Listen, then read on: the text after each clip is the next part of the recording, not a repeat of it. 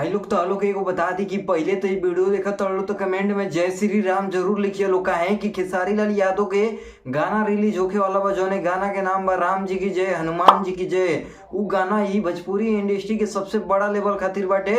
और आपके तो पता ही होई कि 22 तारीख के अयोध्या राम मंदिर में राम जी के स्थापना हुई। इसीलिए खेसारी लाल यादव ने सोचा कि इस गाना को क्यों नहीं पहले ही रिलीज किया जाए और कुछ ज़्यादा ही कुछ रिकॉर्ड बनाया जाए। तो आपको बता दें कि इस गाने का बजट है पूरा 75 लाख रुपया। ये पूरे भोजपुरी में सबसे महंगी गाना है, क्योंकि खेसारी लाल यादव ने खुद एक इंटरव्यू के दौरान बताया और जो उस मूवी में काम किया है उसने भी बताया है।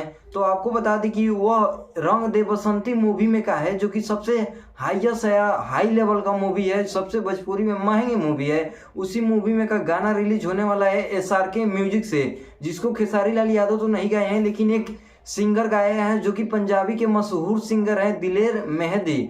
वह गाना आज पोस्टर आया तो उस पर लिखा था कि टुडे ही वीडियो मतलब रिलीज करने को। लेकिन आपको बता दें कि अभी टाइम फिक्स नहीं है कि आज रिलीज होगा कि कल रिलीज होगा, लेकिन बहुत ही जल्द रिलीज होगा। और आपको बता दें कि यह गाना आते ही रिकॉर्ड बनाएगा, क्योंकि यह गाना सबसे भोजपुरी का महंगा गाना है और खेसारी लाल यादव ने ही पंजाबी सिंगर गाए हैं इसको। और उनका आवाज जाकर आप लोग यूट्यूब पर सर्च कर देखिएगा, एकदम मस्त गाना गाते हैं। यह देखते हैं कि गाना आते ही क्या करता है, आखिर ट्रेंडिंग लिस्ट में जाता है कि नहीं जाता है, और 22 तारीख से पहले ये कितना रिकॉर्ड बना देता है। तो इसको देखने के लिए कल या परसों इस गाने को तो रिलीज बहुत ही जल्द किया जाएगा।